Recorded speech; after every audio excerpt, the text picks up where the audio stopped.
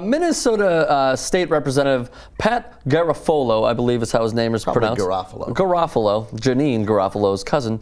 He tweeted this out very quickly. We could pull this up regarding the NBA. Let's be honest.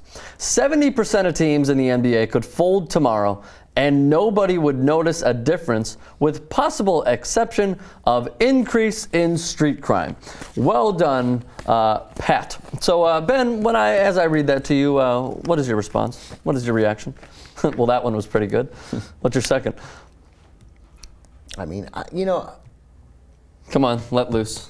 No, he's a buffoon. And look, Congress is filled with plenty of fools, but specifically, the state legislatures are just filled with these sort of unqualified, subterranean, anti-intellectuals. Guys who just don't think, who have no business leading other people. I mean, now Pat Garofalo shouldn't be. I don't know anything about him, but I already know just from that, this guy can't think his way through a complicated problem that affects 1 million Minnesotans, you know? And because of Twitter and because first of talk radio and then of Twitter and message boards and just the ease with which people have to comment now, and I mean guys like him, like we're starting to make too big a deal out of this stuff. I'm sorry, I'm of two minds. On one sense, I want to drum guys like this out of politics because whether he knows it or not, he's a racist, right? There was certainly a racial undertone to this tweet. I don't even think it's an overtone. It's not an undertone. It's the tone. It is the tone. He picked the league that's 70% black or whatever it is and said that there'd be this increase in street crime. So on one hand, I want to say, look, we just keep getting guys like this. This is silly. Like, we have important issues to talk about in life, real important political issues, and then the stuff that we love, like, are the Bulls good enough to win a second-round series? You know? Like, that's fun. I like that. We like that. That's why we're here. Like, I don't want to talk about Janine Garofalo's cousin, dumb cousin Pat, you know? But on the flip side, I don't want guys like this to get away with it. And part of the success that the Young Turks had, them for that. and that the internet has had, because the only thing where the left has really won in the communications world is on the web. Like, we've done a really good job. We get smart people pointing stuff.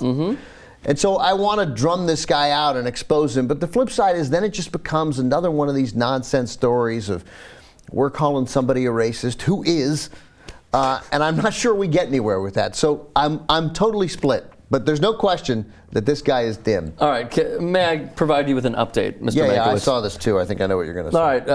Mike, roll it if we can. Janine Garofalo's cousin said he was, quote... By the way, we love Janine Garofalo. We do love Janine Garofalo. Yeah. It's totally a joke. Quote, talking about NBA's high arrest rate and that they are the only major pro league that testing positive for marijuana is not a substance abuse violation. No intent beyond that. Look, of course, I mean, good for him for saying that. He's lying.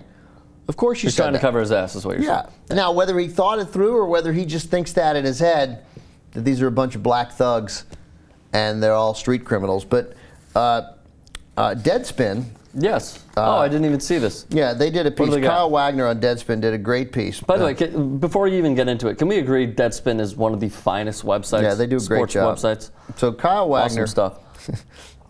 who filed his story to shut up Whitey, which is awesome.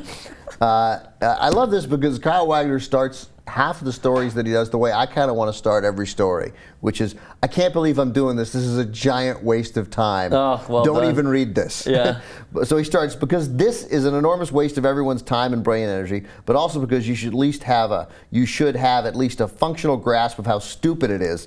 Here's a very quick rundown of how often NBA players are arrested compared to the rest of the country. All right. So he did a study showing basically in 2010 number of Americans incarcerated, and then specifically the number of black males between 20 and 34 incarcerated, right? Yeah. And first of all, those rates are absurdly high. Yeah. And it's a sort of a, well, whatever. That's a whole other story and a shame on our society for that.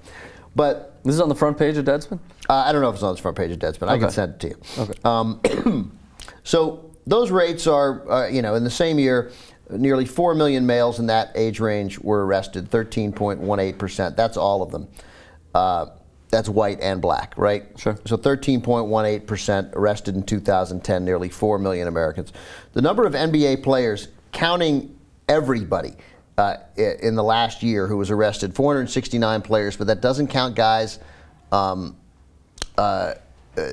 includes, that's a small, the sample size should be a little larger, right? So nearly 500 players. So the percentage is 1.92%. So it's 13.18 for society and 1.92 for the NBA. So just, if you want to include it, I mean, just, like, we shouldn't dignify his nonsense with a response, and I love that he said that. But if you want one, sure, here's how dumb you are. Yeah. Like, they're not getting arrested. In fact, they're getting arrested at a much lower rate. And if you then want to extend it further than that, he's like, well, they'd be arrested a lot more if they weren't so privileged. Right? Okay, well, you know what? That might be true.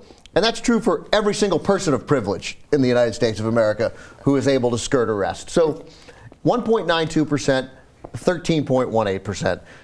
What do you know? It's not a league of thugs. It's a league of professionals. What do you know? I love how at first you didn't want to give a shit about this story, and then you got into your rant, and I could tell you're totally passionate about it. Well, I remember. And good job, Kyle Wagner, as well. I started That's a great piece. I was really pleased that I favorited the response. Oh, nice. Yeah, there you go. Very well done. Well, Kyle Wagner, whenever he wants to come on the show, open forum for him.